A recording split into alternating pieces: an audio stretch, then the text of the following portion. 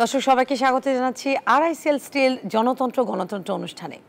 আজকের পুরো আয়োজনে আমি আপনাদের সাথে রয়েছি নুজহাত আফরিন, আর আমার সাথে বিভিন্ন বিষয় এবং সারাদিনে যে ঘটনা প্রবাহ তা নিয়ে আলোচনা করতে অত্যন্ত গুরুত্বপূর্ণ দুজন ব্যক্তিত্ব এখানে উপস্থিত রয়েছেন। আমার সাথে রয়েছেন ডক্টর জাহিদুর রহমান, সদস্য নির্বাচন ব্যবস্থা সংস্কার কমিশন এবং রাজনৈতিক বিশ্লেষক। আপনাকে স্বাগত জানাচ্ছি। সেই সাথে আমাদের সাথে আরও উপস্থিত রয়েছেন ব্যারিস্টার মীর মোহাম্মদ হেলাল উদ্দিন, সহ সাংগঠনিক সম্পাদক বিএনপি। আপনাদের দুজনকেই স্বাগত জানাচ্ছি।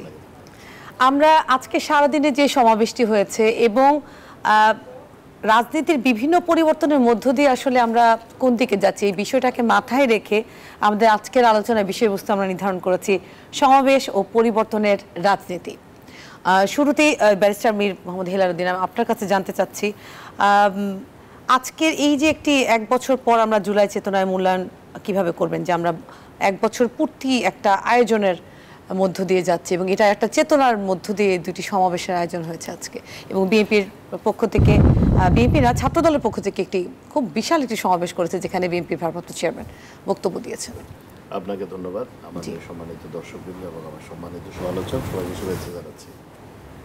প্রথমে আমি এভাবে যদি শুরু করতে চাই আজকে, যে আমরা যে জুলাই গণ অভ্যুত্থান হয়েছে, জুলাই আগস্টে যে গণ অভ্যুত্থান হয়েছে, আমরা সকলেই যেটাতে যে যার মতো করে ভূমিকা রেখে আমরা ভূমিকাতে এসেছি, একটা পরিণতিতে আমরা এসেছি, তো তার আজকে একটা অনেক বড় প্রতিফলন এখানে হয়েছে। আমি আপনাকে যদি একটু ভেঙে বলি, যতটুকু আমি জানি বাংলাদেশ ছাত্র দলের যে জনসভাটি হওয়ার কথা ছিল তারা পারমিশন নিয়েছিল কিন্তু শহীদ মিনার। পরবর্তীতে আমার মনে হয় এনসিপিও ওখানেই জনসভাটা করতে চেয়েছিল এবং ওনারা রিকোয়েস্ট করাতে আমাদের নেতা জনাব তারেক রহমানের পরামর্শে বা আলোচনা সাপেক্ষে আমাদের ছেলেরা, ছাত্র দলের ছেলেরা সরিয়ে শাহবাগে চলে এসছে। তো I think this is a stepping stone and a very big stepping stone towards a new Democratic culture in Bangladesh, যে সহনশীলতা রাজনীতি বা অনর্থক কোনো কিছু নিয়ে জিদাজিদি করে একটা সাংঘর্ষিক জায়গায় চলে যাওয়া।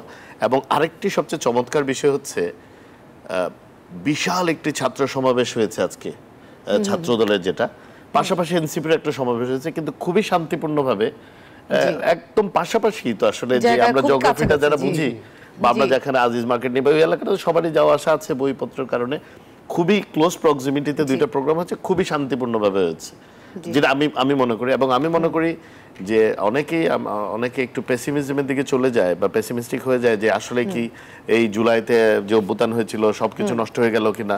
So I don't believe it. আমি আজকের দিনে মনে করি this is a very prime example, যে দুইটা জিনিস, একটা হলো ছাত্রদলের মতো একটি সংগঠন যারা বৈধভাবে ওখানে পারমিশন নিয়েছিল তারা স্বেচ্ছায় ওখান থেকে সরে গেছে, এবং সেকেন্ড একই সময়ে দুইটি সংগঠনই খুব শান্তিপূর্ণভাবে একেবারে পাশাপাশি এলাকায় করেছে। এখানে কোনো army cordon, police cordon, RAB cordon কিছুই লাগেনি। খুবই হচ্ছে, আমার মনে হয় এই ধারা যদি কন্টিনিউ করে, আমরা জুলাই চেতনায় বলি, জুলাই স্পিরিটি বলি, জুলাইয়ের আফটারমাথ বলি বা জুলাইয়ের রেজাল্ট বলি, যেটাই আমরা বলতে চাই না কেন, আমার মনে হয় বাংলাদেশ একটি ভালো দিকে যাবে, একটি পজিটিভ রাজনীতির দিকে আমরা এগিয়ে যাব। এবং আমাদের মধ্যে যেটা আজকে সবচেয়ে ইম্পর্ট্যান্ট আমি দেখেছি, সবার মধ্যে একটি স্বতঃস্ফূর্ততা এবং সহনশীলতা। যে আমাদের তো অনেক মানুষজন গেছে, কিন্তু কেউ কিন্তু শেষ বক্তব্য শেষ হওয়া পর্যন্ত, ছেলেরা তো একটু চঞ্চল হয় মাঝে মধ্যে, দেখি একটু 5টা বাজলে চলে যাওয়ার একটা প্রবণতা থাকে, কিন্তু আজকে আমি দেখেছি একেবারে শেষ ছেলেটিও যখন মিটিং শেষ হয়েছে চলে গেছে। এবং চলে যাওয়ার পরে আমাদের ছাত্রদল কেন্দ্রীয় কমিটির নেতৃত্বের নির্দেশের কারণে তারা কিন্তু আবার এলাকাটাও পরিষ্কার করার প্রচেষ্টা চালাচ্ছে, এখনো চালাচ্ছে। তো আমার মনে হয় this are all positive sides. জুলাইয়ের যদি আপনি একেবারে সবকিছুই আমরা নেগেটিভলি দেখতে থাকি, একটা বহুমতের দেশ আমাদের, এখানে অনেকগুলো রাজনৈতিক দল আছে, মতের কিছু পার্থক্য হবেই, আমাদের সাথে হবে, বিভিন্ন শ্রেণী পেশার মানুষ এখানে জড়িত হবে, বাট একজন আরেকজনের মতামতকে রেসপেক্ট করে নিজের মতামতটা প্রকাশ করতে পারাটাই আমার মনে হয় এখানে সবচেয়ে বড় অ্যাচিভমেন্ট বলে আমি মনে করি। আমি একই প্রশ্ন ডক্টর জাহিদুর রহমান আপনার কাছেও রাখতে চাই, যে এক বছর পর জুলাই চেতনার এই যে একটি পরিবর্তন, আপনি এটাকে কিভাবে মূল্যায়ন করবেন? খুব ভালোভাবে মীর হেলাল যা বললেন অসাধারণ বলেছেন। আমরা তো আসলে এরকম একটা বাংলাদেশ দেখতে চাই। কঠিন, আমরা মনে করছি এবার যেটা হলো ঠিক এভাবেই সব চলতে থাকবে, আমি আবার অতটা আশাবাদীও না। কারণ হলো আমরা যখন দীর্ঘদিন এই কথা শেখ হাসিনার সময়ও বলেছি, আমরা যখন একটা স্বৈরাচারী ব্যবস্থার মধ্যে দীর্ঘদিন বসবাস করতে থাকি তখন আমাদের মধ্যে স্বৈরাচারী প্রবণতা তৈরি হয়, এটাই নিয়ম। এটা সরকার থেকে সমাজে, সমাজ থেকে পরিবারে, ব্যক্তির মধ্যে ঢুকে যায়। তো কোনো একদিন হঠাৎ করে একটা গণতান্ত্রিক পরিবেশ যদি আসেও আমরা ঠিক সেই অর্থে একই রকমভাবে বিহেভ করতে পারি না। আপনি দেখবেন এখন যাদের আরেকজনের আচরণ পছন্দ হচ্ছে না সে তাকে কিন্তু মারাত্মকভাবে অ্যাটাক করছে। এখনো ট্যাগিং এর কালচার পাল্টা শুরু হয়েছে। শেখ হাসিনা যেমন ট্যাগ করতেন পাকিস্তানের দালাল, জামাতের দোসর, যুদ্ধাপরাধীদের দোসর, এখনো দেখবেন আপনি ভারতের দালাল, ওর দালাল, তার দালাল, এসব রকম নানান রকম ট্যাগিং করা হচ্ছে, ফ্যাসিস্টের দোসর, একই। সো এটা সময় নেবে, কিন্তু এই যে একটার পর একটা ল্যান্ডস্কেপ তৈরি হচ্ছে, একটা মাইল ফলক তৈরি হচ্ছে, এগুলো আমাদের ভবিষ্যতে খুব চমৎকার এক্সাম্পল হিসেবে থাকবে। এগুলো খুব জরুরি।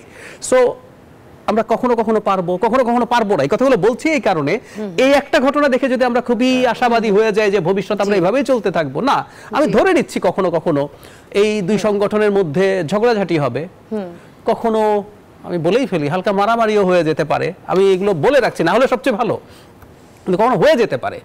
হয়ে গেলেও আমরা যেন এটা নিয়ে ফ্রাস্ট্রেটেড না হয়ে যাই। আমরা যে পরিস্থিতি থেকে এসছি, সামনে আমাদের যে পথটা আছে এটা খুব স্মুথ পথ না, এবং পৃথিবীতে ডেমোক্রেসির পথ স্মুথ না, পৃথিবীর কোনো দেশেই না। মানে যে দেশগুলোতে ডেমোক্রেসি তৈরি হয়েছে সেই দেশগুলোতে ডেমোক্রেসির ফাইট করতে হচ্ছে। এখন হচ্ছে ওইসব দেশেও রাইটিস্ট পপুলিস্টরা, ডেমাগগরা মাথা চাড়া দিচ্ছে এবং তারা তাদের দেশকে যে জায়গায় নিয়ে যাওয়ার চেষ্টা করছে। মানুষকে ফাইট করতে হচ্ছে, মিডিয়াকে ফাইট করতে হচ্ছে, এমনকি মিডিয়াকেও আন্ডারমাইন করার টেন্ডেন্সি আছে। আপনি ট্রাম্পকে দেখবেন, উনি একটা তার বিশেষ টিভি চ্যানেল ছাড়া আর কাউকে কোনো টিভি চ্যানেলই মনে করেন না, একদম। উনি একজন দুজন অ্যাঙ্কার ছাড়া কাউকে সাক্ষাৎকার দেন না। তো এই যে আবার ওখানকারই আমেরিকার মতো দেশে 250 বছর পর হঠাৎ করে তারা আজকে এই সংকটগুলো দেখতে শুরু করেছে, ওখানেও ফাইট করতে হচ্ছে। ঠিক একইভাবে আমিও মনে করি যে ইটস দ্য কন্টিনিউয়াস ফাইট, এবং আমাদের ফাইটটা আরও বেশি হবে, কারণ আমরা বেশ দীর্ঘ সময় একটা ভয়ঙ্কর স্বৈরাচারী ব্যবস্থার অধীনে ছিলাম। এবং এই স্বৈরাচারী ব্যবস্থাটা অনেকে ফ্যাসিবাদ বলে, কিন্তু আমার আর্গুমেন্ট হচ্ছে 18 সাল পর্যন্ত এটা ফ্যাসিবাদই ছিল। এরপর একদম একটা আটারলি মাফিয়া রেজিম ছিল, যে জাস্ট বল প্রয়োগ করে ক্ষমতায় থেকেছে, কোনো বয়ান টয়ান মানুষের সাথে কানেক্ট করার চেষ্টা না, ও বল প্রয়োগ করেছে। পেটাবো, খুন করব, গুম করব, খুন করে ফেলবো, তোমাকে টর্চার করব, জেলে নেব। মানে এখানে একজন বিএনপির নেতা বসে আছেন, বিএনপির মানুষজনের মামলার সংখ্যা শুরু হয় 100 পর থেকে, শেষ পর্যন্ত 450-500 মামলারও ব্যক্তি আছেন। দলের মহাসচিবের বিরুদ্ধে মামলার সংখ্যা 100 ছাড়িয়ে গেছে।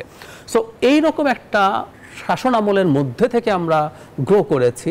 রাজনীতি যারা করেছেন তাদের মধ্যে ওই প্রবণতা আছে, সামনের সমস্যাটা আছে। তবে দিনের শেষে যে কথাটা আমরা প্রায় 1 বছর পূর্তি শেখ হাসিনার পতন এবং পালিয়ে যাওয়ার ওই মুখটায় আছি, আমাদের প্রধান কাজটা হয়ে গেছে। আমাদের যত সুন্দর সুন্দর কথা বলে, আজকে জনাব তারেক রহমান অসাধারণ একটা ভাষণ দিয়েছেন, এনসিপি তাদের একটা ইশতেহার দিয়েছে খুবই বিস্তারিত, এবং এটা আমরা অপেক্ষাও করছিলাম। সুন্দর কথা আছে, আমরা আশা করি প্রত্যেকে মিন করছেন। এই সব কথার কোনো অর্থ থাকতো না যদি শেখ হাসিনা থাকতেন। ধরুন আজকে জনাব তারেক রহমান এসব বললেন টলেন, মীর হেলাল আসলেন বা রাস্তায় গেছেন, রাস্তার লোকজন কি বলতো, ওনারে সরাইতে পারবেন যে আপনি এত, আমি কথা শুনেছি কিন্তু অনেকবার, আপনি এত সুন্দর সুন্দর কথা বলেন, দেশকে নিয়ে এটা করবেন, আগে তো ওনাকে সরাতে হবে। উনি তো 41 পর্যন্ত নাকি আছেন, তারপর আরো কে কে থাকবে না থাকবে, তার দলের আরো কে কে থাকবে। সো প্রধান ব্যারিয়ার ওটা যতদিন ছিল, আমাদের যাবতীয় কথা কিন্তু অর্থহীন ছিল। আমি এটা বোঝাতে চাইছি। বিএনপি ভিশন 2030 করেছে না, শেখ হাসিনা থাকলে কি হতো, 30 পার হয়ে যেত যদি হয়। বিএনপির 31 দফা গত নির্বাচনের আগে যখন আন্দোলন করছে, বিএনপি তো নির্বাচনে যায় নাই, কি লাভ হতো 31 দফা দিয়ে? আজকে 31 দফা নিয়ে আমরা কথা বলছি, আজকে সংস্কার কমিশন নিয়ে আলোচনা করছি, আজকে আমরা ডিবেট করছি, ওরটা মানছি তারটা মানছি না। সবকিছু হচ্ছে কারণ শেখ হাসিনাকে আমরা ঝেঁটিয়ে বিদায় করতে পেরেছি, উনি পালিয়েছেন। সো ওটাই তো বিরাট ব্যাপার। বাকি কাজগুলো আমরা করে নিতে পারবো বলে আমি বিশ্বাস করি। এই মুহূর্তে বীর হেলাল দিন আপনার কাছে আবারও আসতে চাচ্ছি। একটা গেল জুলাই চেতনা, আমাদের আরেকটি যে বিষয় আজকের যে সমাবেশে খুব লক্ষণীয়, যেটাকে আমরা বলছি পরিবর্তনের রাজনীতি। আপনি একটু আগেও যেটি বললেন যে দুইটি দল, বিএনপি খুব বড় একটি দল এবং দীর্ঘদিনের অভিজ্ঞ, তারা একটা জায়গা ছেড়ে দিল এনসিপির জন্য, যারা খুবই নতুন এবং ছাত্র জনতাই যেটার মূলে রয়েছেন, সেখানের একটি দলকে ছেড়ে দিল। এই পরিবর্তনটাকে কিভাবে দেখছেন? আমি শুরুতেই বলেছি, দেখেন পজিটিভিজমটা কোনো না কোনো সাইড থেকে ইনিশিয়েটেড হতে হবে। আমি যদি বারবার ওয়েট করি এবং যোগ করি, এই ক্ষেত্রে বড় দল হিসেবে বিএনপির কিন্তু দায়িত্ব বেশি এবং তারা সেটা দেখিয়েছে। তো কারো না কারো যদি ইনিশিয়েট করতেই হবে। এবং আমি আবারও বলি, আমরা, আমার বাবা জিয়া রহমান সাহেবের সাথে রাজনীতি শুরু করেছিলেন জাগদল থেকে, তা আমি তো জন্ম হয়েছে তারও কিছুদিন পরে, মানে 78-এর দিকে। তা আমি তো জিয়া রহমান সাহেবকে পড়ে বা বাবার মুখের থেকে শুনেছি। তো ওনাদের যে ভিশনটা ছিল একটি বহুদলীয় গণতান্ত্রিক ব্যবস্থা বাংলাদেশে রাখা, তার মানে হচ্ছে আমাদের সকলেরই বহুমতের প্রতি শ্রদ্ধাশীল হতে হবে। তো সেই জায়গা থেকে আমি মনে করি বিএনপি বড় দল হিসেবে ওদের দায়িত্ব পালন করেছে। এবং বিশেষ করে আজকে যে ধরেন আমাদের পলিটিশিয়ানরা একটা জায়গায় গিয়ে এমন অবস্থা হয়েছিল আওয়ামী লীগের যে ওনারা খালি রেটরিক বক্তৃতা দিতেন, মানে এটাতে আপনি কানেক্ট করতে পারবেন না, খালি তুমি রাজাকার, তুমি পাকিস্তান চলে যাও, তোমাকে মেরে ফেলবো, ও দেখে নিব, তুমি কে, এই ধরনের কথাবার্তা। কিন্তু আজকে আপনি যদি এত বৃহৎ একটি দলের চেয়ারম্যান জনাব তারেক রহমান, ওনার বক্তব্যগুলো যদি শুনেন, এগুলো কিন্তু স্টুডেন্টদেরকে টার্গেট করে করা হয়েছে। মানে ধরেন আমার ছেলে, বড় ছেলে, সে এখন 18 হলো এবছর, ইউনিভার্সিটিতে শুরু করবে হয়তো ইনশাল্লাহ। তো সে গত 3-4 বছর ধরে সে আর তার একটা বন্ধু একটা কোম্পানি খুলে ফ্রিল্যান্সিং করে, মানে বিদেশের কোম্পানিদেরকে কি মার্কেটিং করে দেয় বা সামথিং লাইক দিস। তো আমার প্রত্যেকদিন জিজ্ঞেস করে, আব্বা আমি তো টাকাটা পাই না, মানে খুব ডিফিকাল্ট, তো আজকে দেখেন এই যে এই ছেলেটা আমাকে বারবার বলতেছে যে আমি আমার টাকাটা কিভাবে নিব, আমার $1000 জমে আছে বা $1500 জমে আছে। এটা তো ছোট ছেলে, একটা ব্যবসা করে কিছু টাকা কামাচ্ছে, কিন্তু ওরা ওই টাকাটা বের করার সময় বলে কি আমার 15,000 টাকা দিয়ে দেওয়া লাগছে। মানে ওর খুব খারাপ লাগতো যে মানে এটা ফ্রিতে নিয়ে নিচ্ছে, একবার উইথড্র করলেই 15,000 টাকা কেটে রাখছে, এটা তো তার হার্ড আর্ন মানি। এখন দেখেন আজকে যে তারেক রহমান সাহেব অনেকগুলো কথার মধ্যে একটা কথা বললেন যে আমাদের এই ধরনের তরুণ উদ্যোক্তাদের জন্য আমরা পেপ্যাল, গুগল পে এই সিস্টেমটা ইন্ট্রোডিউস করবে। এসএসএল কমার্স মানে ই কমার্সটা আমাদের জন্য উন্মুক্ত করে দেবে। ই কমার্স উন্মুক্ত করলে তো কিছু হতো না, কিন্তু হয়েছে কি দেশ নিয়ে কারো ভাবনাই ছিল না। এই যে তারেক রহমান সাহেব বললেন, হস্টেলের ব্যাপারে বললেন, ঢাকা ইউনিভার্সিটি সব বিভিন্ন ইউনিভার্সিটির আমাদের ছাত্রদলের নেতৃবৃন্দ, বিশ্ববিদ্যালয়ের নেতৃবৃন্দ থেকে মতামত চাইলেন, বিএনপিকে দিতে বললেন, নিশ্চয়ই এগুলো নিয়ে পার্সু করবেন। এই যে আপনার গোল ওরিয়েন্টেড বক্তব্য, এইটাই আসলে হওয়া উচিত। কারণ একজন রাজনীতিবিদ, যারা আমরা এখানে টেবিল টকে আলোচনা করছি বা টক শোতে আলোচনা করছি, আমরা আমাদের আইডিয়াগুলো কিন্তু পুট ফরওয়ার্ড করতে পারবো, কিন্তু এটা ইমপ্লিমেন্ট করতে হবে কিন্তু যারা দেশ পরিচালনার সাথে আছেন, যারা দায়িত্বে যাবেন। তো আমার মনে হয় আপনি যেটা বলেছেন যে পজিটিভিজম মাস্ট কাম, এটা আমাদের শুধুমাত্র আমরা নির্বাচিত হতে হবে, আমরা গভর্নমেন্ট ফর্ম করতে হবে, এইটা না। আমরা আসলে কি করতে চাচ্ছি, যেটা আমরা বললেন 31 দফার এই মধ্যে কিন্তু এগুলো অলরেডি ইনকর্পোরেটেড আছে। এবং আই ওয়াজ সো ইমপ্রেসড, আজকে আমি যখন ওনার বক্তব্যটা শুনেছি, একদম ডিফারেন্ট। মানে আমাদেরকে যেগুলো গাইডলাইন দেন এটার সাথে এটা ডিফারেন্ট, যে স্পোর্টস ইনক্লুড করতে হবে, নতুন ভাষা শিখতে হবে। খুবই মানে আমার মনে হয় যতগুলো ছাত্র গেছে ওই সমাবেশে, এভরিওয়ান টুক ব্যাক সামথিং হোম, যে ওনারা কিছু বাসায় নিয়ে গেছে। হ্যাঁ, তাহলে মনে আমার একটা এক্সট্রা কারিকুলার অ্যাক্টিভিটি অ্যাড করতে হবে, অথবা আমার একটা ভাষা এক্সট্রা শিখতে হবে, অথবা আমি একটা ভালো সাবজেক্ট মানে প্র্যাকটিক্যাল কোনো একটা বিষয়ের উপর আমার একটু, যেমন বললেন নার্সিং বা এরকম কিছু একটা শিখতে হবে। শিক্ষা একটা বড় অংশ ছিল না, শেখার একটা বড় অংশ ছিল। এই ভাষণে সাধারণত এরকম বড় মানে লাখের উপরে ছাত্র একত্রিত হয়েছে, এখানে কিন্তু খুব এগ্রেসিভ বক্তৃতা হয় নরমালি যদি আমরা প্র্যাকটিসটা দেখি, কিন্তু এটা এত টোন ডাউন ছিল। এবং লাস্টে দিয়ে উনি আবার ইলেকশনের একটা বার্তাও খুব সাটেলি দিয়েছেন, যে স্লোগানটা উনি দিয়েছেন। মানে এগুলোই আসলে আমার মনে হয় যে লিডারশিপ যদি টপ থেকে চেঞ্জ না হয়, নিজের লিডারশিপ চেঞ্জ করা is very difficult. The change must come from the top. তো আমার মনে হয় দীর্ঘদিন ধরে আন্দোলনের আগের থেকে নিয়ে তারেক রহমান সাহেব যেভাবে কথা বলছেন, এবং আজকেও ওনার যে বক্তব্য আমি শুনলাম, not as a party man, আমি আসলে দলকানা লোক হিসেবে বলছি না, আমি যদি একজন সিভিক সোসাইটির নাগরিক হতাম, আমি পেশায় একজন আইনজীবীও, আমার শুনতে ভালো লেগেছে এবং আই কুড কানেক্ট। আমি নিজে একজন অভিভাবক হিসেবে বা একজন বাবা হিসেবে আমি বলতে, হ্যাঁ আমার ছেলেটা এটা বলছিল যে সে টাকা তুলতে পারতেছে না, 15,000 টাকা তার দেয়া লাগতেছে। তো এই যে ধরেন আমাদের এই ছোট ছোট ছেলেরা যে উদ্যোক্তা, তাদের অ্যাকাউন্টে নাকি $4,500 পড়ে আছে। তো আমার তো $4,500 কামাতে জীবন শেষ হয়ে যাবে। তো দুইটা ছেলে যার বয়স এখন 18 হচ্ছে মাত্র, তারা এটা দেশের জন্য ফরেন কারেন্সি, ফরেন রেমিটেন্স। তো এই বড় একটা স্ফিয়ার কিন্তু খোলা আছে, এগুলো নিয়ে চিন্তা করতে হবে, দেশকে নিয়ে চিন্তা করতে হবে, তাহলে আসবে, তাহলে এই পরিবর্তনটা মিনিংফুল হবে। হাসিনাকে ঝেঁটিয়ে পিটাই করলাম, আবারও আরেকটা হাসিনার মতো কেউ সৃষ্টি হলো, তাহলে তো আমাদের এই প্রত্যেকটা এক্সারসাইজ ফিউচার হবে। আমি শুরুতে বলেছি আজকের পজিটিভ সাইডটা is a stepping stone, but it will not be bed of roses. এটা তো প্রত্যেক দিন it not be a rosy day, everyday উঠলাম, এরকম একটা আইডিয়াল সিচুয়েশন হবে না। বাট কোনো ঝগড়াঝাটি হোক, তর্ক বিতর্ক হোক, এর পরেও যেন কোনো আলোচনার পথ বন্ধ না হয়, কোনো কথাবার্তা বন্ধ না হয়, দ্যাট ইজ ইম্পর্টেন্ট। আমার মনে হয় বাংলাদেশি পলিটিক্সে continuation of dialogue is very important. যেটা এটা রাষ্ট্রের সাথে বিরোধী দলের হতে পারে, মানে সরকারের সাথে বিরোধী দলের হতে পারে, রাজনৈতিক দলগুলোর মধ্যে হতে পারে, রাজনৈতিক দলগুলোর সাথে বিভিন্ন শ্রেণী পেশার মানুষের সাথে হতে পারে।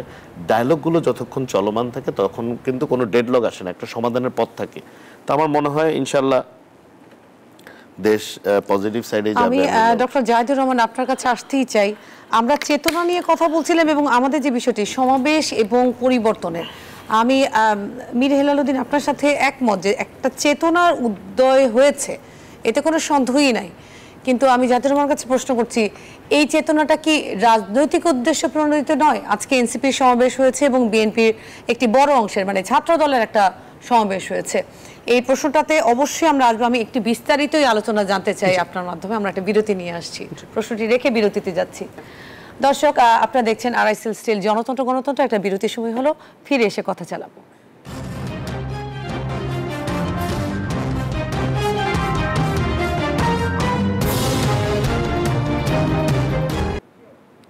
দর্শক, আবারও স্বাগত জানাচ্ছি বিরতির পর আরআইএসএল স্টিল জনতন্ত্র গণতন্ত্র অনুষ্ঠানে। আমরা আলোচনা চালিয়ে যেতে চাই। আমরা যে প্রশ্নটি রেখে আসলে এখান থেকে গিয়েছিলাম, ডক্টর জাহিদুর রহমান আপনার কাছে আবারও আসতে চাচ্ছি।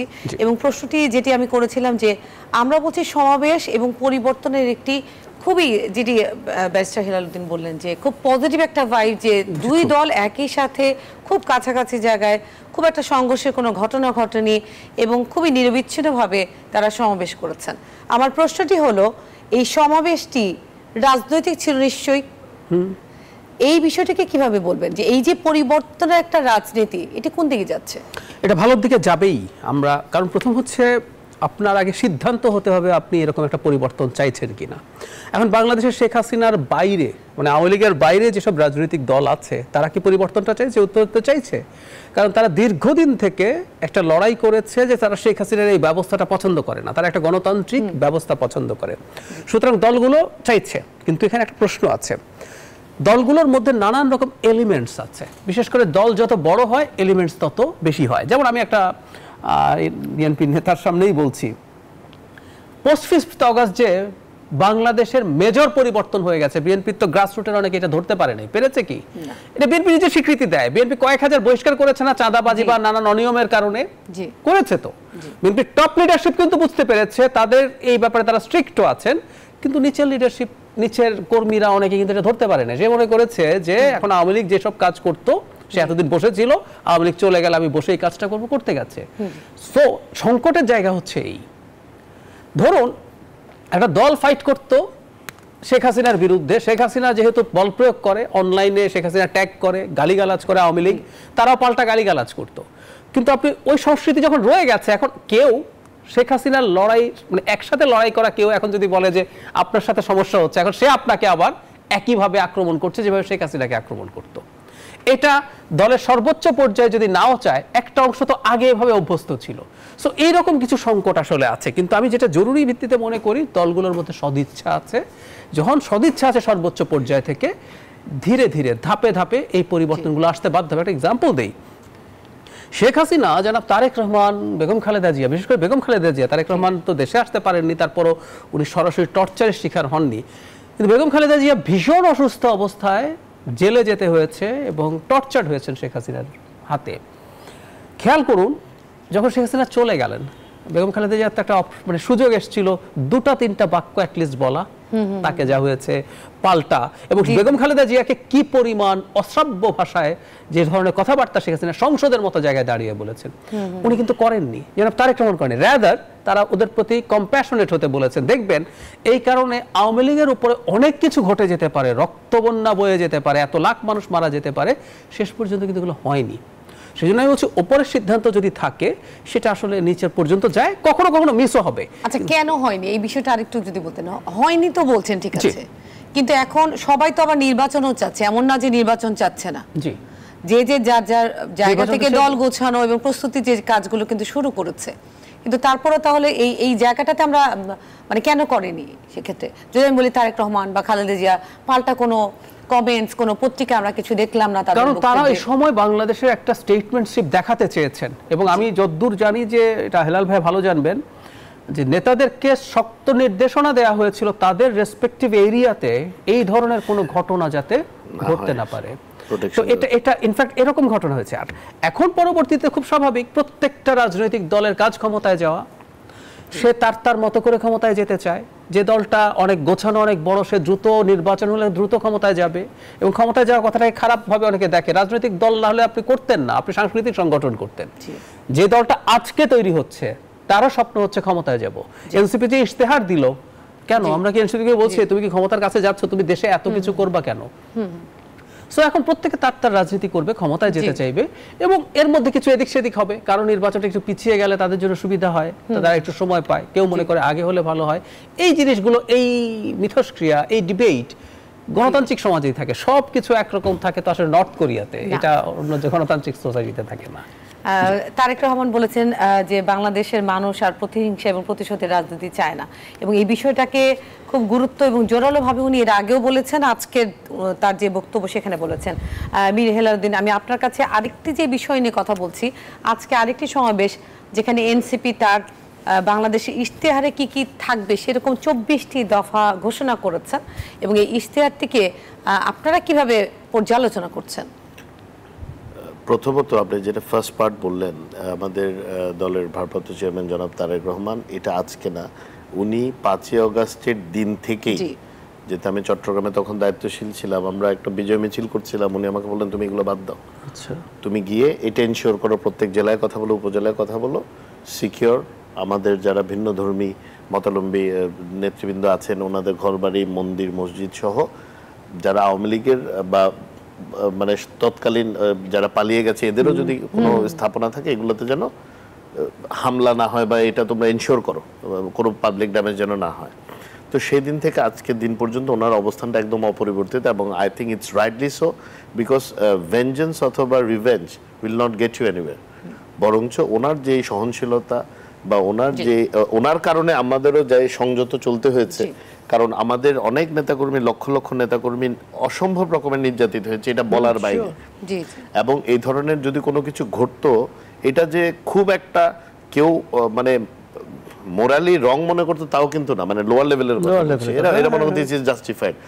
আমার লোক ঘর জ্বালায় দিচ্ছে, শীতকালে পুলিশ আমাকে অ্যারেস্ট করতে এসে আমাকে না পেয়ে আমার বউ বাচ্চার ওখানে বিছানার মধ্যে ঠান্ডা পানি দিয়ে গেছে, এগুলো তো ইনহিউম্যান, কিন্তু করে নাই। আর সেকেন্ড হচ্ছে দেখেন এখন এমন হয়েছে কি 15 বছর ধরে, হ্যাঁ মানে এত অশান্তি ছিল, এখন শান্তি দেখলে একটু সংশয় হয়, মানে এত কিছু হয়েছে, বিকজ আমাদের মাইন্ড সেটআপটা হচ্ছে কেউ ভালো কথা বললে সন্দেহ হয়, যে মনে মানে because we bin through so much. হ্যাঁ আমরা তো অনেক কিছু দেখেছি, বাট আস্তে আস্তে হচ্ছে কি জানেন, যত সময় যাচ্ছে এখন একটু নর্মাল মনে হচ্ছে। মানে আগে হলে মনে হতো ঢং করতেছে, বিএনপি একটা মিটিং সরাইছে, আসলে না, এখন বুঝতে না মনে হয় এর একটা সংঘাত অ্যাভয়েড করতে চাচ্ছে। তো আস্তে আস্তে এটা আরো সেটেল করবে।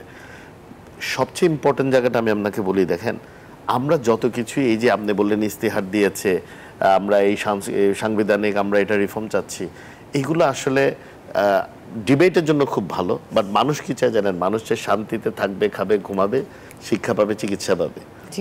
তো এটার জন্য মোদ্দা কথা আমি যেটা বলতে চাচ্ছি, মানুষ চায় স্থিতিশীলতা, বিনিয়োগকারীরা চায় স্থিতিশীলতা, যারা বৈদেশিক বিনিয়োগকারী তারাও হচ্ছে স্থিতিশীলতা। এখন বাংলাদেশে কি কেন নির্বাচনটা আমরাও বারবার বলি, এটা আসলে যে ফুট করে গিয়ে ক্ষমতায় বসে যাবে এটা না, আপনার দেশটা তো যেই দায়িত্ব পাবে তার তো চালাতে হবে। এই যে ইকোনমিক ক্রাইসিসের মধ্যে দিয়ে যাচ্ছে, আপনি যত কথাই বলেন, যতই প্রেজেন্টেশন দেন, কোনো অনির্বাচিত সরকারের কাছে কোনো কেউ ইনভেস্টমেন্ট আনবে না, ফরেন ইনভেস্টমেন্ট আসবে না। তাহলে বাকি থাকে কি, 1 বছর পর্যন্ত বাংলাদেশে কোনো ফরেন ইনভেস্টমেন্ট আসেনি, তবে প্রমিস করেছে আসবে। হ্যাঁ, নির্বাচিত মানে একটা স্টেবল সাংবিধানিক গভর্নমেন্ট আসলে আসবে। তাহলে গেল ফরেন ইনভেস্টমেন্ট হচ্ছে 0। এরপর আপনারা কি করেছি, আমরা গত 1 বছর আমাদের দেশে যারা উদ্যোক্তা আছে তাদেরকে মামলা টামলা দিয়ে, মনে করেন বউ বাচ্চা সহ মামলা দিয়ে, যার যখন ইচ্ছে হচ্ছে এক্সটর্শনের কিছু কেস তো অ্যাবসার্ড কেস, মানে 1 বছর পরেও মামলা হয়েছে চিটাগং। তাহলে আপনি লোকাল ডোমেস্টিক ব্যবসায়ীদেরকে আপনি কি করছেন? আপনি অস্থিতিশীল করে ফেলেছেন, আপনি ওদেরকে ভয় দেখিয়ে দিচ্ছেন যে না এখানে কিছু করো না। এইটাতে সাফারার হবে কিন্তু আমাদের দেশের জনগণ। এবং যে পরিবর্তিত সরকার আমরা চাচ্ছি, ধরেন হলো একটা নির্বাচন ফেব্রুয়ারিতে হলো, আগে হলো, যখনই তো একটা তো হবে নির্বাচন, যেই সরকারই আসবে তাই ওনাদের কাছে কি জাদুর কাঠি আছে যে বাড়ি দিল বাংলাদেশের ইকোনমি চেঞ্জ হয়ে গেল? নো, এই যে একটা ক্রাইসিস হচ্ছে, ইটস কন্টিনিউইং। গত বছর জুন মাস পর্যন্ত 69টা বড় ফ্যাক্টরি বন্ধ হয়েছে। আগামী বছরের প্রজেকশন হচ্ছে জুনের মধ্যে আরো 119টা বন্ধ হবে। তাহলে কর্মসংস্থানগুলো কে করবে? এটা ল্যাক অফ ইনভেস্টমেন্ট। এদিক দিয়ে আমাদের ট্যারিফ ইউএসএ তে একটা ট্যারিফের সমস্যা পড়েছে। তাহলে আমরা সামগ্রিকভাবে আমরা আসলে ওই খুব ছোটখাটো বিষয়, বাংলাদেশের মেয়াদ 3 বছর হবে না 4 বছর হবে না 5 বছর হবে, দ্বিকক্ষ বিলোপ, এগুলা বলছি তো অনলি ফর পলিটিক্যাল ডিবেট। আমার মনে হয় আপনি যেহেতু ঐকমত্যের বিষয়গুলো নিয়ে আসছেন, আমি ডক্টর জাহিদুর রহমান আপনার কাছেই জানতে চাচ্ছি, আজকে শহীদ মিনারে হচ্ছে এনসিপি জনসমাবেশ করেছে এবং তাদের ইশতেহারের প্রথম যেই কথাটি সেটাই হচ্ছে নতুন সংবিধান এবং সেকেন্ড রিপাবলিকান। এখানে একটা জনমতের প্রশ্নই আসতে পারে যে ওনারা যখন বললেন যে 1 বছর আগে আমরা শহীদ মিনারে শপথ নিয়েছিলাম, এখন আবার আমরা ফ্যাসিবাদী শাসনকে পরাজিত করেছি এবং আমরা নতুন বাংলাদেশের জন্য বিনির্মাণে 24 দফার একটি ইশতেহার উপস্থাপন করছি। আর কিছুদিন আগে নাহিদ এবং সার্জি যারা এনসিপি কে রিপ্রেজেন্ট করছে তারাই কিন্তু বলেছিলেন, কিছুদিন আগে যখন চাঁদাবাজি নিয়ে একটি প্রসঙ্গ আসলো, তারা কিন্তু বলেছেন বৈষম্য বিরোধী ছাত্র আন্দোলন এবং ছাত্র এক জিনিস এবং এনসিপি কিন্তু কখনো এক নয়। এটা কিন্তু ওনাদেরই বক্তব্য। আপনি এই ব্যাপারটাকে কিভাবে মূল্যায়ন করেন? আচ্ছা, প্রথম তারা যে ইশতেহার দিয়েছেন, জি, তারা সেকেন্ড রিপাবলিক করতে চাইতে পারেন, তারা অনেক কিছু করতে চাইতে পারেন, দ্যাটস ফাইন, এটা তাদের রাজনীতি। তারা যাতে এটা সবাইকে মেনে নিতে হবে নতুন সংবিধান লিখে, এটা যাতে না করেন। খেয়াল করুন, ঐক্যমত্য কমিশনে আলোচনা হচ্ছে, জুলাই সনদ হবে, কিন্তু এগুলো না হলে আমি মানছি না। তো তাহলে আপনার রাজনীতি কি? প্রত্যেকটা দল তার রাজনীতি করবে, ফাইন, আপনি নতুন সংবিধান লিখুন। এখানে একটা একটু অফ টপিক হলেও বলি, এনসিপি যদি একটা নতুন সংবিধান লেখে, আমার কাছে এটা বাংলাদেশের সেকেন্ড রিপাবলিক হবে বলে মনে হয় না, আমার কাছে এটা থার্ড রিপাবলিক হবে বলে মনে হয়। কেন জানেন? আমাদের সেকেন্ড রিপাবলিক করেছিলেন, মানে আমাদের তো প্রথম একটা রিপাবলিক হয়েছে, জি, থার্ড না ইভেন ফোর্থ হতে পারে। আমি একটু বুঝিয়ে বলি ব্যাপারটা দর্শকদের উদ্দেশ্যে, যে আমাদের প্রথম একটা গণতান্ত্রিক বাংলাদেশ ছিল, জি। এরপর চতুর্থ সংশোধনীর মাধ্যমে ঠিক পুরো সংবিধান না লিখে একদলীয় ব্যবস্থা কায়েমের মাধ্যমে একটা নতুন রিপাবলিক, এটা আমরা রিপাবলিক ওই অর্থে বলবো কিনা ডিবেট আছে, তারপরও মুজিব করলেন। ট্রুলি বাংলাদেশ আবার গণতন্ত্রে ফিরে এসেছে জিয়াউর রহমানের হাত ধরে। উনি এসে পঞ্চম সংশোধনী করে এই একদলীয় ব্যবস্থাটা বাদ দিয়ে তারপর আবার গণতান্ত্রিক বাংলাদেশে ফিরে এসেছেন। সো ওটাকেও আমরা সেকেন্ড রিপাবলিক হিসেবে ধরতে পারি এবং ধরা উচিত হবে, কারণ এর আগে বাংলাদেশ গণতান্ত্রিক, এটা রিপাবলিকই ছিল না। তো যাই হোক, যেটা বলছিলাম, তারা তাদের এগুলো করবেন। তারা যদি চান নতুন সংবিধান লিখবো এই বলে মানুষের সাথে কানেক্ট করে ভোট পান, কোনোদিন ক্ষমতায় এসে নতুন করে গণপরিষদ টরিষদ যা করার তারা সেগুলো করবেন, সেগুলো করুক। আরও আমি ওনাদের 24 দফায় অনেক কথাবার্তা আছে, আমি এক ঝলক পড়েছি, বিস্তারিতভাবে পড়তে চাই, বুঝতে চাই, এবং আমি তাদেরকে এটা ধন্যবাদ দিই। এই আলাপটা আমরা দীর্ঘদিন থেকে করছি। এনসিপি একটা নতুন রাজনৈতিক দল, কাজে কি করবে একটা আলোচনা, কিন্তু সে আসলে আমাদেরকে কি দেখাতে চায়, তার দেশকে দেখার দৃষ্টিভঙ্গি কি, এটা হলো, এটা কিন্তু রাষ্ট্রের ভবিষ্যতের ইশতেহার, এটা নির্বাচনের ইশতেহার। নির্বাচনের ইশতেহার হয়তো এখান থেকে নিয়ে তারা 5 বছর মেয়াদে কি করতে চায় সেটা বলবে, কিন্তু এটা দীর্ঘমেয়াদী। এটা এসছে মধ্যপন্থী দল বলছেন, কিন্তু আমরা প্রত্যেকটা সেক্টরে তার স্বপ্ন কি, সে কি করতে চায় দেখানো দরকার ছিল, তারা সেটা দেখিয়েছেন, খুবই চমৎকার। এটাই হওয়া উচিত এবং এটা দিয়ে তারা রাজনীতি করুক, আবারও বলছি, এবং তার চিন্তা বা স্বপ্ন আর কাউকে চাপ দিয়ে বাস্তবায়িত করতে হবে সেটুকু যাতে না হয়। আর আপনি চাঁদাবাজির কথা বলছেন, বৈষম্য বিরোধীদের সাথে, শুধু সেটা না, বৈষম্য বিরোধী নিয়ে তো একরকম প্রশ্নই ছিল, সেই সংগঠন আছে, আবার তাদের নিজেদের সাথে অ্যালাইন্ড একটা ছাত্র সংগঠনও আছে, তো এরা তো এগুলো করে বেরিয়েছেন। এখন যেটা হয় টেকনিক্যালি, এখন ধরুন ছাত্র দল তো বিএনপির সংগঠন না টেকনিক্যালি, আপনি নিশ্চয়ই জানেন যে আমাদের আরপিও অনুযায়ী ছাত্রদের কোনো সহযোগী বা অঙ্গ সংগঠন থাকতে পারে না। তো এখন বিএনপি যদি বলে এটা আমার সংগঠন না, তাহলে তো আসলে হবে না, আমরা তো এই ভেতরের ব্যাপারটা জানি। ঠিক একইভাবে বৈষম্য বিরোধী যারা ছিল, কারণ উমামা ফাতেমা যে লাইভ করেছেন সেখানে উনি স্পষ্টভাবে শুধু এনসিপি না, 2 বা 3 ছাত্র উপদেষ্টা, উনি বলছেন হেয়ার রোড থেকে এটা পরিচালিত হয়, মানে হেয়ার রোডে ওই ছাত্র উপদেষ্টারা তাদের মন্ত্রীর বাড়ি, সেখান থেকে পরিচালিত, সরকারের মন্ত্রীরা পর্যন্ত এটার সাথে জড়িত। ওনারা দায়িত্ব অস্বীকার করলে তো হবে না। না, আমরা প্রাতিষ্ঠানিকভাবে ছাত্র দল বা ছাত্র সংগঠন, যে কোনো ছাত্র সংগঠন তাদের আলাদা বডি আছে, আলাদা রূপ আছে, এতে কোনো সন্দেহ নাই, কিন্তু ছাত্র দল বিএনপির সাথে ওতপ্রোতভাবে জড়িত, এই ব্যাপারে তো কোনো সন্দেহ নাই। ঠিক সেইভাবে এনসিপি যখন বলছে যে আমরা এবং বৈষম্য বিরোধী ছাত্র এক নই, আমরা দুটি আলাদা, এই ব্যাপারটা নিয়ে একটা ধোঁয়াশা তো রয়েই যায়। ধোঁয়াশা নেই, এটা বলাই হয়, কিন্তু ধোঁয়াশা নেই, মানুষ জানে এটা এনাদের সাথে অ্যালাইন্ড সংগঠন, এটা খুব কোনো রকম কোনো অস্পষ্টতা নেই। এগুলো বলায় আপনি টেকনিক্যালি বলতে পারেন, কিন্তু বলে আসলে এগুলো কোনো লাভ নেই, মানে তাহলে আসলে এগুলো রাজনৈতিক সংলাপ, একদম আমরা ধরে নিব যে এটা রাজনৈতিক সংলাপ।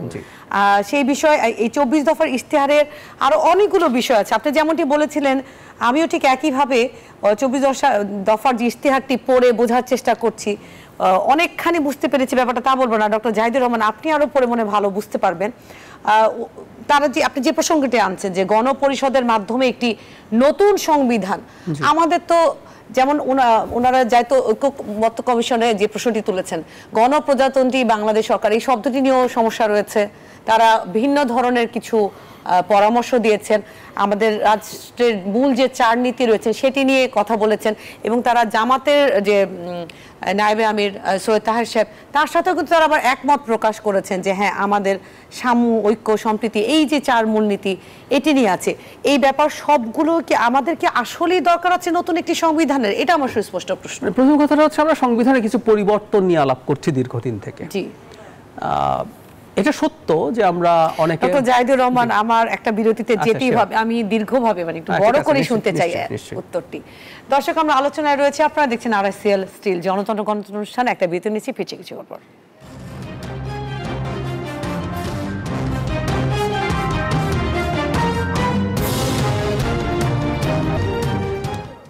দর্শক, বিরতির পর আবারও স্বাগত জানাচ্ছি RICL স্টিল জনতন্ত্র গণতন্ত্র অনুষ্ঠানে। আমরা সরাসরি আলোচনায় যাচ্ছি। বিরতির আগে যে প্রশ্নটি নিয়ে ডক্টর জাহিদুর রহমান আপনি বলছিলেন, যে আমরা বলেছিলাম যে সংবিধানের আসলে নতুন কি কোনো সংবিধান দরকার আছে, নাকি আমরা সংযোজন চাই? এনসিপি আজকে সমাবেশে তাদের এই ইশতেহারের মধ্যে কি বোঝাতে চাচ্ছে? মানে আমি ঠিক জানি না, ওনারা এগুলোকে আসলে যেহেতু পলিটিক্যাল এজেন্ডায় পরিণত করেছেন, তাই তারা এগুলো বলছেন। ধরুন, মুজিব একটা সংশোধনীর মাধ্যমে দেশের পুরো সিস্টেম পাল্টে দিয়েছেন। উনি কি নতুন সংবিধান লিখেছেন? একটা সংশোধনী, 4th সংশোধনী, বাংলাদেশকে একদলীয় রাষ্ট্রে, মানে গণতান্ত্রিক রাষ্ট্র থেকে একদলীয় রাষ্ট্রে পরিণত করে ফেলেছেন। তো সংশোধনীর মাধ্যমে যদি এত কিছু করে ফেলা যায়, তো আপনাকে আবার নতুন করে লিখতে হবে কেন আমি জানি না। শেখ হাসিনা 5th সংশোধনীতে আমাদের সংবিধানের 1/3 অফ দ্য আর্টিকেলসে কোনো না কোনো পরিবর্তন করেছেন। সুতরাং সংবিধানের কিছু পরিবর্তন, সেটা আপনি প্রিয়াম্বলে বলেন, এই যে মূলনীতির কথা বলছে সেগুলোর মধ্যে বলেন, বা ভেতরে বলেন, কোথাও কোথাও যত জায়গায় আমরা অনেকগুলো আর্টিকেলে চেঞ্জ করতে চাই। আমরা 70 অনুচ্ছেদের দীর্ঘদিন শুনি, আমরা আর্টিকেল 116, আমাদের লোয়ার জুডিশিয়ারি, এটা সরকারের ডিফ্যাক্টো কন্ট্রোলে আছে, এগুলো সরিয়ে ফেলতে চাই। আমরা আরও যা যা এখানে ইনক্লুড করতে চাই সেগুলো নিয়ে আমরা তো আসলে সংশোধনের মাধ্যমেই পারি। কিন্তু তারা ডক্টর জাহিদুর রহমান, আরেকটি প্রশ্ন আসলে এর থেকেই যাচ্ছে। আপনি যেহেতু বিভিন্ন জায়গায় এই বিষয়গুলো নিয়ে আলোচনা করছেন এবং ছাত্র সমাজের সাথেও সরাসরি কথা বলেছেন, বিভিন্ন রাজনৈতিক দলের সাথে আছেন, আপনি একটি সংস্কার কমিশনের মধ্যে রয়েছেন নিজে ওতপ্রোতভাবে, বাংলাদেশের গণপ্রজাতন্ত্রী বাংলাদেশ এই নামটি পরিবর্তন অথবা মূল যে 4 নীতির পরিবর্তন চাচ্ছে, এটি কি তাহলে আমাদের মুক্তিযুদ্ধের যে চেতনা, যেটি বিএনপির ভাইস চেয়ারম্যান আজকেও তার বক্তব্যের মধ্যে বলেছেন যে বিএনপি এমন একটি দল গণতন্ত্রে বিশ্বাস করে, বহুদলীয় গণতন্ত্রের জনক জিয়াউর রহমান ছিলেন, সবগুলো আমি মানলাম। তাহলে যদি বাংলাদেশের নাম নিয়ে প্রশ্ন আসে, সেক্ষেত্রে বাংলাদেশের স্বাধীন সার্বভৌমত্ব, এই যে আমরা বলছি দ্বিতীয় স্বাধীনতা, এই ব্যাপারগুলো কি খুব সাধারণ মানুষের কি বোঝার মধ্যে পড়ে? আচ্ছা, এখানে যে কারণে আসলে সাধারণ মানুষ হয়তো বুঝবে না, আমি আগে মূলনীতির প্রসঙ্গে বলি। মূলনীতি যে 3টা মূলনীতির সাথে আরেকটা যোগ করার প্ল্যান হচ্ছিল, এগুলো আসলে 3টা যে বেসিক মূলনীতিটা কিন্তু মুক্তিযুদ্ধের মূলনীতি। আমাদের প্রক্লেমেশন অফ ইন্ডিপেন্ডেন্সে সাম্য, মানবিক মর্যাদা, সামাজিক ন্যায় বিচার, এগুলোকে মূলনীতি হিসাবে আনার কথা ছিল, সাথে বহুত্ববাদ যোগ করার কথা ছিল।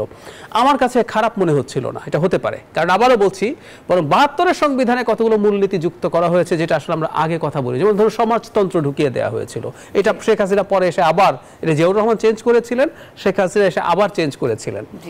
আর নাম নিয়ে যে আলাপটা হয়েছে আসলে প্রজাতন্ত্র, মানে আমরা রিপাবলিকের বাংলা প্রজাতন্ত্র করছি, মানে প্রজা শব্দটার মধ্যে রাজার সাথে সম্পর্ক আছে। তো সমস্যা হচ্ছে এই জায়গায় আমরা তো প্রজা নই, আমরা নাগরিক। মানে একটা স্টেট বা রিপাবলিক তৈরি হওয়া মানে হচ্ছে আমরা এখন আর প্রজা নই, আমরা নাগরিক হয়ে উঠেছি।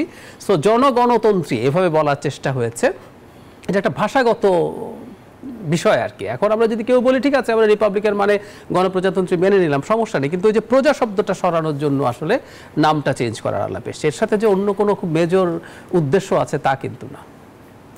জি, ব্যারিস্টার মীর হেলালুদ্দিন, আপনি কি একমত পোষণ করছেন যে সেখানে রাজনৈতিক কোনো বিভেদ নেই, অথবা হচ্ছে এই রাজনৈতিক একটি শব্দ জর্জেটা, শব্দের একটি খেলা, এর মাধ্যমে নির্বাচন বা গণতান্ত্রিক একটি সরকার ব্যবস্থাকে আমরা দীর্ঘায়িত করছি বা প্রলং করছি?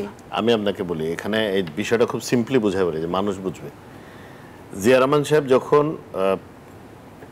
ওনাকে যখন সিপাহী জনতা বিপ্লবের মাধ্যমে বাংলাদেশে আনলো, উনি ওনাকে মার্কেটে বা এই বাংলাদেশের রাজনৈতিক প্রেক্ষাপট রেলিভেন্ট করার জন্য কিছু কিছু প্রোগ্রাম নিলেন। কি করলেন? খাল খনন কর্মসূচি শুরু করলেন, মানুষকে শ্রমজীবী মানুষকে ঐক্যবদ্ধ করলেন, শ্রমিক মার্কেটটাকে উনি একটা শক্তি হিসেবে দেখলেন। উনি এগ্রিকালচারে মানে ইয়ে করেছেন, যে আমাদের কৃষি ইরিবোর ওই রিসার্চ সেন্টার করেছেন। তারপরে আমাদের যে বিদেশি প্রশিক্ষিত শ্রমিক রপ্তানির বিষয়টা উনি দেখেছেন, যেখান থেকে এখনো আমরা হাইয়েস্ট ফরেস্ট রেমিটেন্স পাই। এরপর গার্মেন্ট ইন্ডাস্ট্রি নিয়ে উনি কাজ করেছেন। সো ওনার রেলিভেন্স, নিজেকে রেলিভেন্ট করার বা বাংলাদেশের রাজনীতিতে ইন্টারেস্টিং করার যে উদ্যোগগুলো ছিল, এগুলো বেশ দেশের জন্য কল্যাণকর এবং it was very relevant at that point, এটা মাচ নিডেড। এখন হয়েছে কি, দেখেন একটা নতুন রাজনৈতিক দল আসছে, এতগুলো রাজনৈতিক দল, এদিকে তো রেলিভেন্ট হতে হবে কোনো না কোনো জায়গায়, একটা আলাপ আলোচনা আসতে হবে কি বলছে। তো এখন ধরেন, আচ্ছা আমি একটা হাইপোথেটিক্যাল এক্সাম্পল দিই। মনে করেন এখন ঐক্যমত কমিশনের মিটিং হয় না, জুলাই চার্টারের কথা হচ্ছে না, ধরেন মানে এটা করবে না বিএনপি, বাট ধরেন বিএনপিটাকে বললো আমি যাব না, আমি এইসব কোনো আলোচনায় যাব না, আমি কোনো সংস্কার টংস্কার মানি না, আমি আসলে দেখবো। তো সমস্যা কি? এটা আমার পলিটিক্যাল স্ট্যান্ড, এটা আমার কার কাছে এক্সপ্লেইন করতে হবে? যদি ভোট না দিলে আমার কাছে না, আমি আমার ভোটারকে বলবো ভাই আমি এই জন্য যাই নাই, আমার ভোট দিও। রাজি হলে ভোট দিবে, নাহলে দিবে না। এখন ওনারা যাতে প্রস্তাব করছেন, দ্বিতীয় স্বাধীনতা বলেন, এই যে মৌলিক পরিবর্তনগুলো বলেন, এগুলো তো ওনাদের পলিটিক্যাল একটা স্ট্যান্ড। এইগুলো নিয়ে ওনার ভোটারদের কাছে যাক, যে যদি ভোটারদেরকে রাজি করতে পারে ভালো, আর যদি রাজি করতে না পারে তাহলে এটা ট্রাই করবে যতদিনে রাজি হয়। আরেকটা কথা বলে, আমি শুরুতে এর আগের পার্টে একটা বলেছিলাম, এই যে আমরা যেগুলো আলাপ করছি, গণপ্রজাতন্ত্রী বা গণজনতন্ত্রী বা যাই এগুলা হয়, অ্যামেন্ডমেন্ট যা, এগুলো আসলে দেশের প্রান্তিক পর্যায়ে যে 70% মানুষের জন্য এটা অ্যাবসোলুটলি রেলিভেন্ট। আমি দায়িত্ব নিয়ে বলছি এটা। ওনারা এটা নিয়ে বিন্দু মাত্র ওয়ারিড না। ওনার ওয়ারিড হচ্ছে শান্তিতে থাকতে হবে, শান্তিতে ঘুমাতে হবে, খেতে হবে, চাকরি থাকতে হবে, চিকিৎসা পেতে হবে, বাচ্চা কাচ্চা লেখাপড়া করাতে পারতে হবে। এই হচ্ছে কিন্তু বাংলাদেশের মেজরিটি লোকের। আমাদের বিলাস থাকে, আমরা একটা ফ্ল্যাট কিনতে হবে, একটা গাড়ি কিনতে হবে, হাই লাইফ লাগবে, ছেলেপেলেকে ভালো জায়গায় পড়াতে হবে। That is a very small portion of the population in Bangladesh. আমরা এখন জিডিপি নিয়ে অনেক কথা বলি, কিন্তু আমরা আজকের দিন পর্যন্ত আমার চোখে পড়ে নাই কেউ হিউম্যান ডেভেলপমেন্ট ইন্ডেক্স নিয়ে কথা বলতে, মানব সম্পদের উন্নয়ন নিয়ে কথা বলতে। আমরা আসলে আছি হলো, আমরা কিছু রেটরিক গিমিক্সে বিশ্বাস করি, আমরা এখনো এগুলো মানুষকে একটা কিছু বুঝাই দিতে চাই। কিন্তু প্রবলেম হয়ে গেছে কি, মানুষ এখন অনেক সচেতন। একটা ফোনে, স্মার্টফোনের থেকে ইউটিউবে ঢুকে উনি জায়েদ ভাইয়ের মতো জ্ঞানী লোকের অনেকগুলো দেখে বুঝে ফেলে। বুঝার পরে যখন আমি এই আলোচনাগুলো কিন্তু আসলে রাজনৈতিক আজকে যে সমাবেশ হয়েছে তার পরিপ্রেক্ষিতে, এবং আলটিমেটলি কিন্তু আমরা সাধারণ মানুষ কিন্তু আসলে নির্বাচন চাই, নির্বাচন মুখী। অবশ্যই নির্বাচন চাই, অন্তর্বর্তী সরকারের অন্যতম গুরুত্বপূর্ণ দায়িত্ব হচ্ছে নির্বাচন দিয়ে গণতান্ত্রিক সরকার নিয়ে আসা। এবং আমি বিশ্বাস করি অন্তর্বর্তীকালীন সরকার, মানে আপনি যে সাধারণ মানুষের সমস্যাগুলোর কথা বলছেন, এটা কি মনে করেন আপনি নির্বাচন ছাড়া সমাধান? না, এটাই আমি বলছি, আমি শুরুতে বলছি এগুলো আনলে স্থিতিশীলতা আসবে। স্থিতিশীলতা আনতে হলে অবশ্যই আপনার একটা জনপ্রতিনিধিত্বমূলক সরকার লাগবে, মানুষ এটাই চাচ্ছে। এবং আমি বিশ্বাস করি ডক্টর প্রফেসর ইউনূস সাহেবের যে সরকার আছেন, ওনারা যেভাবে কমিটমেন্ট করেছেন, আই স্ট্রংলি বিলিভ ফেব্রুয়ারির মাঝেই বাংলাদেশের নির্বাচন অনুষ্ঠিত হবে। এটা আমি ফার্ম বিলিভার অফ দিস। জি, আমি ডক্টর জাহিদুর রহমান, আপনার কাছে আরেকটি বিষয়, বিরতির মাঝখানেও আমরা একটা আলোচনার মধ্যেই ছিলাম, সেখানে আমরা বলেছি যে আইন শৃঙ্খলা বাহিনীর অত্যন্ত গুরুত্বপূর্ণ একটা ভূমিকা রয়েছে।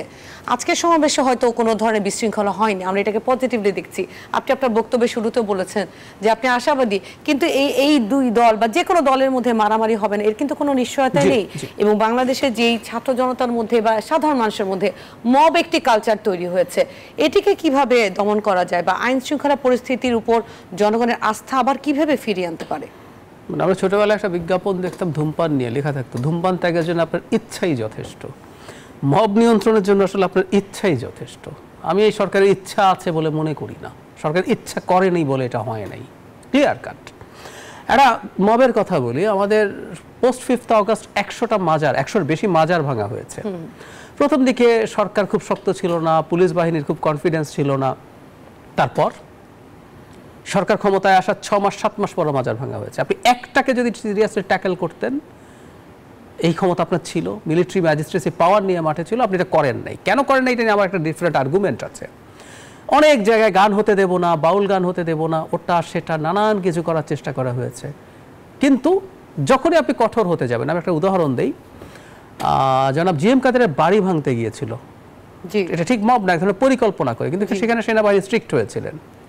ওখানে বিএনপির কিছু কর্মীকে পাওয়া গেছে, এনসিপির অনেককে পাওয়া গেছে, এবং জনাব সার্জিস আলম গিয়েছিলেন ওখানে তাদেরকে উদ্ধার করার জন্য। তার সাথে একজন সেনাবাহিনীর উচ্চ পদস্থ কর্মকর্তার আলোচনা আমাদের সামনে আছে, যেখানে তিনি স্ট্রিক্টলি বলছেন যে এটা আমরা করতে দেব না। তো এটাই আসলে সরকারকে বলতে হবে। জিএম কাদের বাড়িকে আবার ভাঙতে যাওয়ার চেষ্টা হয়েছে? হয়নি। তার মানেটা হচ্ছে সরকার যদি চাইতো এগুলো বন্ধ করা যেত, কিন্তু আমি মনে করি সরকার অনেক ক্ষেত্রেই চায় না। কারণ এই যে বিশেষ করে একটা গ্রুপ, বিশেষ করে উগ্র ডানপন্থী একটা গ্রুপ আছে, তাদের ক্ষেত্রে সরকার খুবই নীরব থেকেছে, কারণ সরকার এদেরকে সম্ভবত ব্যবহার করতে চায়। আওয়ামী লীগ নিষিদ্ধকরণের সময় দেখবেন মাঠে খুব বেশি লোক ছিল না এনসিপির সামনে, জামায়াতের লোকজন গেছে আর ওই উগ্র ডানপন্থী গ্রুপটা গেছে। কোনো একদিন, আমি জানি না, এটা আমার হাইপোথেসিস, ইলেকশন নিয়ে যদি ঝামেলা শুরু হওয়ার সম্ভাবনা থাকে, বিএনপি তো মাঠে নামবে। বিএনপির মাঠে নামা উচিত, কারণ বাংলাদেশে নির্বাচন হওয়ানোটাও এখন বিএনপির দায়িত্বের মধ্যে আছে। তো তাহলে বিএনপির পাল্টা একটা ফোর্স হিসাবে তারা তাকে হয়তো ব্যবহার করতে চাইতে পারেন। সেই কারণে এই মবের ব্যাপারে সরকার ইচ্ছাটা ছিল না, ইচ্ছা থাকলে এটা হতে বাধ্য। ডক্টর জাহিদুর রহমান এবং ব্যারিস্টার বি মোহাম্মদ হিলালুদ্দিন, আপনাদের দুজনকে অসংখ্য ধন্যবাদ জানাচ্ছি। আমাদের সময় আজকে স্বল্পতার কারণে হয়তো প্রলং করতে পারিনি, নিশ্চয়ই আবারও আমরা আলোচনা করব বিভিন্ন ইস্যু নিয়ে। দর্শক, আমরা কথা বলছিলাম সমাবেশ এবং তার এই পরিবর্তনের রাজনীতি নিয়ে। আশা করছি পরবর্তীতে আরও কথাবার্তা হবে এবং আপনাদের ইস্যু নিয়ে আরও বেশি আলোচনা হবে। সবাইকে ধন্যবাদ জানাচ্ছি আর বিদায় নিচ্ছি RICL's জনতন্ত্র গণতন্ত্র অনুষ্ঠান থেকে।